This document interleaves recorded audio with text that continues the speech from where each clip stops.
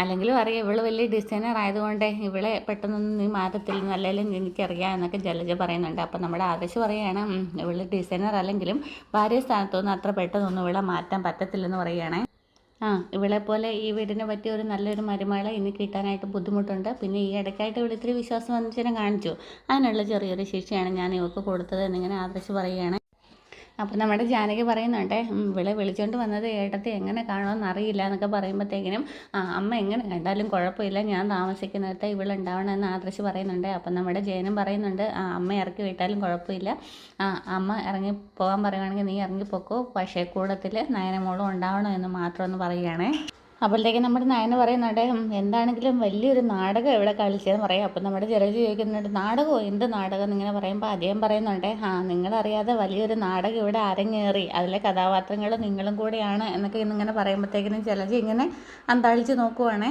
നമ്മുടെ ജലജയ്ക്ക് അങ്ങ് ദേഷ്യം വന്നിട്ട് പറയാണ് കേട്ടോ ജാനകി, ഇപ്പം നമ്മളാണ് മണ്ടന്മാരായത്, ഇവരെല്ലാവരും ഒന്ന് തന്നെയാണ് എന്നിങ്ങനെ പറയുമ്പോൾ നമ്മുടെ മുത്തശ്ശൻ പറയുന്നുണ്ട് കേട്ടോ ജലജയെ, ഇണങ്ങിയും പിണങ്ങിയും ഒക്കെ ഇവർ ഒന്നായവരാണ്, അതുകൊണ്ട് തന്നെ ഇവർ പിണങ്ങിയെന്നാലും ഇവരുടെ ശക്തി വളരെയധികം കൂടുതലാണ് എന്നൊക്കെ ഇങ്ങനെ പറയുന്നുണ്ട്. നീ മോളെ വിളിച്ചോണ്ട് ഉള്ളിലേക്ക് പോകാനായിട്ട് ഇങ്ങനെ മുത്തശ്ശി പറയുന്നുണ്ട്. എന്നിട്ടേക്ക് നമ്മുടെ അജയൻ പറയുകയാണ് ഇത് കണ്ടോ, ഇണക്കത്തിനായാലും പിണക്കത്തിനാണെങ്കിലും ഇത്ര സമയമേ ഉള്ളൂ, ഇതൊക്കെയാണ് മോളും അനിയും ഒക്കെ കണ്ടുപഠിക്കേണ്ടത്. പിന്നെ നമ്മുടെ റൂമിൽ കയറി വന്നതിന് ശേഷം നമ്മുടെ നയനയുടെ തോളത്ത് ആദർശ് കൈയൊക്കെ ഇട്ടിട്ട് സംസാരിക്കുകയാണ്. ഇനി അമ്മായിയമ്മയുടെ ഞങ്ങളുടെ ആരുടെയും മറയില്ലാതെ അമ്മായിയമ്മയ്ക്കും മരുമകൾക്കും സ്നേഹിക്കാം എന്നൊക്കെ പറയുന്നുണ്ട് കേട്ടോ. പിന്നെ നീ പറഞ്ഞില്ലേ എന്താ സ്നേഹിക്കുന്നവരുടെ മുന്നിൽ തലയുയർത്തി പിടിച്ച് നിന്ന് സംസാരിക്കാനൊന്നും പറ്റത്തില്ല എന്ന്. അപ്പോഴത്തേക്കിനും നിനക്കും അത്തരത്തിലുള്ള പവറൊക്കെ ഉണ്ട്, അങ്ങനെ നിനക്കും ഈ വീട്ടിലെല്ലാവരുടെയും മുന്നിൽ തലയുയർത്തി പിടിച്ച് നിന്ന് സംസാരിക്കാനുള്ള കഴിവൊക്കെ ഉണ്ട് എന്നൊക്കെ പറയുവാണേ.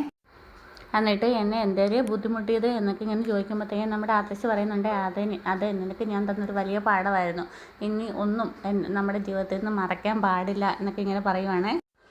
എന്താണെങ്കിലും എന്നെ ഒരുപാട് സങ്കടപ്പെടുത്തി. ഞാൻ ജീവിതത്തിൽ ആദ്യമായിട്ട് ആത്മഹത്യയെപ്പറ്റി ചിന്തിച്ചതൊക്കെ ആദർശേട്ടന് കത്തെഴുതി വയ്ക്കുമ്പോഴാണ്. ഇതുവരെ ഇങ്ങനെ ഒരു സിറ്റുവേഷൻ എൻ്റെ ജീവിതത്തിൽ എനിക്ക് ഉണ്ടായിട്ടില്ല എന്നൊക്കെ പറയുമ്പോൾ നമ്മുടെ ആദർശ് പറയുന്നുണ്ട് നീ അങ്ങനെയെങ്ങാനും ചെയ്തിരുന്നെങ്കിൽ ഞാൻ ചെവിയിൽ പൂ വെക്കേണ്ടി വരും എന്ന് പറയും കേട്ടോ. അന്നേരത്തേക്ക് നമ്മുടെ നയനെ ചോദിക്കുന്നുണ്ട് ഭ്രാന്ത് വരുമെന്നായിരുന്നോ പറഞ്ഞതെന്ന് പറയും കേട്ടോ. അത് തന്നെ, എനിക്ക് പിന്നെ ഭ്രാന്ത് വന്നിട്ടുണ്ടാവും, അതുകൊണ്ട് ഇനി മുന്നിലോട്ട് അങ്ങനെയുള്ള സിറ്റുവേഷൻസ് ഒക്കെ ഉണ്ടായിരുന്നാല് നീ ആത്മഹത്യയെ പറ്റി ഇതൊന്നും ചിന്തിക്കരുത് കേട്ടോ എന്നൊക്കെ ഇങ്ങനെ ആദർശ സ്നേഹത്തോടെ നയനെ തോളിൽ തട്ടി സംസാരിച്ചിട്ടൊക്കെ പറയുകയാണ്. പിന്നെ പറയുന്നുണ്ട് അമ്മ നിന്നെ കാത്തിരിക്കുകയാണ്, നിങ്ങൾ അങ്ങനെ ഒരു പണി കാണിച്ചത് കൊണ്ടല്ലേ രണ്ടുപേരും ശിക്ഷ അനുഭവിക്കേണ്ടി വന്നത്, അപ്പോൾ ഇനി ഒരു കാര്യവും മറച്ചു വെക്കാൻ പാടില്ല, അത് അമ്മ എന്നോട് അങ്ങനെ പറഞ്ഞത് കൊണ്ട് മാത്രമാണ് ഞാൻ അങ്ങനെ ചെയ്തത്.